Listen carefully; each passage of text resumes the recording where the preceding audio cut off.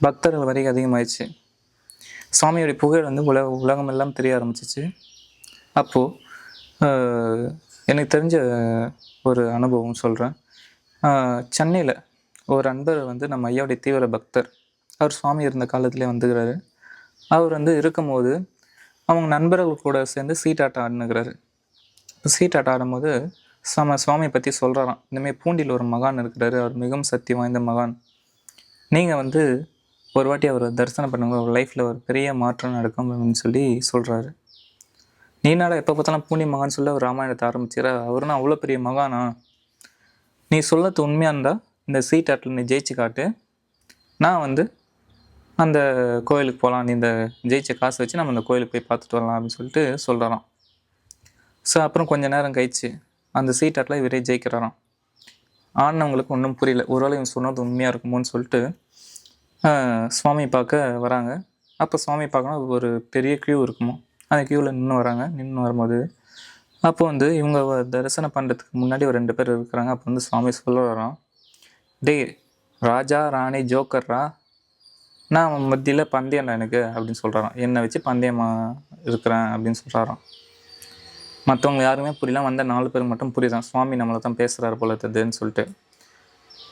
சுவாமி பற்றி சொன்னவர் வந்து சுவாமிகிட்ட விபூதி வாங்கலாம் சொல்லி போகிறாராம். போகும்போது, ஏன்பா ஆட்டத்தில் காசு பணம் பொருள் பந்தயம் வைக்கலாம், என்னையாண்டா ஆட்டத்துக்கு சேர்த்தீங்க, உங்கள் கூட சேர்ந்து நானும் அந்த ஆட்டத்தை விளையாடணுமா அப்படின்னு சொல்லிட்டு சுவாமி சொல்கிறாராம். சுவாமி நாங்கள் பந்து தப்பு தான், என்னை மன்னிச்சிட்டேன்னு சொல்லிட்டு சுவாமிகிட்ட மன்னிப்பு கேட்டு வந்தாராம். பின்னாடி வந்த ஒரு அன்பர் ஆசீர்வாதம் நாங்கள் சொல்கிறாராம், இவன்லாம் அவர்னா அவ்வளோ பெரிய மகானா அப்படின்னு சொன்னியே, இப்போ ஏன்டா அந்த மகானை பார்க்க வந்த அப்படின்னு சொல்லி கேட்டாராம் சுவாமி. சாமி நான் பந்து தப்பு தான், என்னை மன்னிச்சிடுங்க, உங்கள் மகிமை தெரியாமல் நான் பேசிட்டேன் அப்படின்னு சொன்னாராம். அப்படின்னு சொன்னோடனே அப்போ சொல்கிறாராம் சுவாமி, ஆட்டம் என்னை எதை வச்சு விளாட்னா, ஆனால் என்னை வச்சு விளாட்னீங்க, அதுதான் நானே இந்த உங்கள் கூட சேர்ந்து நானும் இந்த ஆட்டத்தை விளையாடுறமே ஆயிடுச்சு பார்த்தீங்களா அப்படின்னு சொல்லி சொன்னாராம்.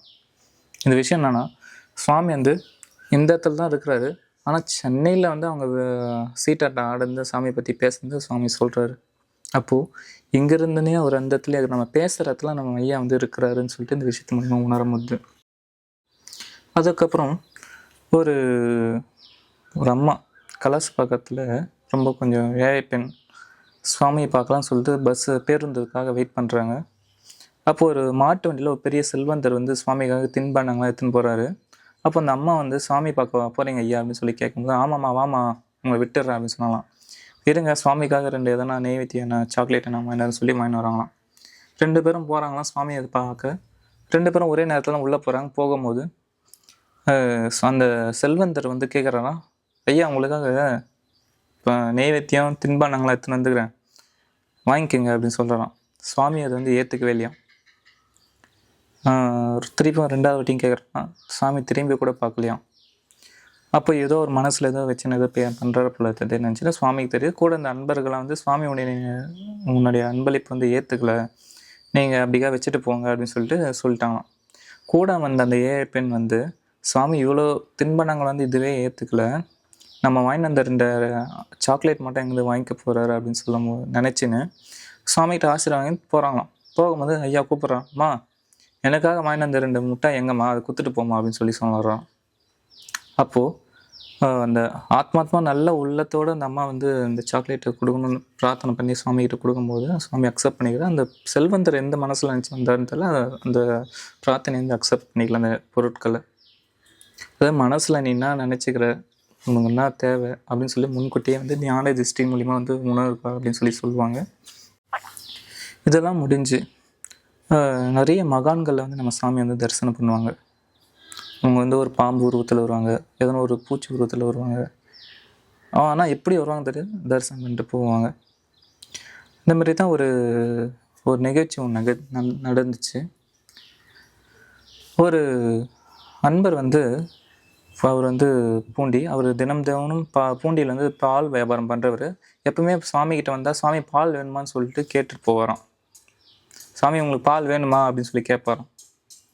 தினமும் கேட்கும்போது சுவாமி வேணாம்ப்பா போப்பா அப்படின்னு சொல்லுவாராம். ஒரு வாட்டி பால் வேணுமா சுவாமி கேட்கும்போது, எத்தனை லிட்டர் பால் இருக்குதுப்பா அப்படின்னு சொல்லி கேட்டாங்களாம். இன்னும் ஒரு 25 லிட்டர் இருக்கும் சாமி அப்படின்னு சொன்னாராம். 25 லிட்டர் இருக்குதா, சரி வச்சுட்டு போ அப்படின்னு சொன்னாராம். சாமி என்ன சாமி சொல்கிறீங்க, 25 லிட்டருமா?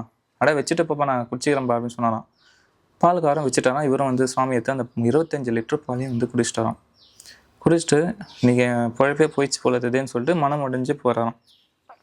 அவர் போன கொஞ்ச நேரத்தில் சுவாமி குடித்த பால் எல்லாமே வாந்தி எடுக்கிறாராம்.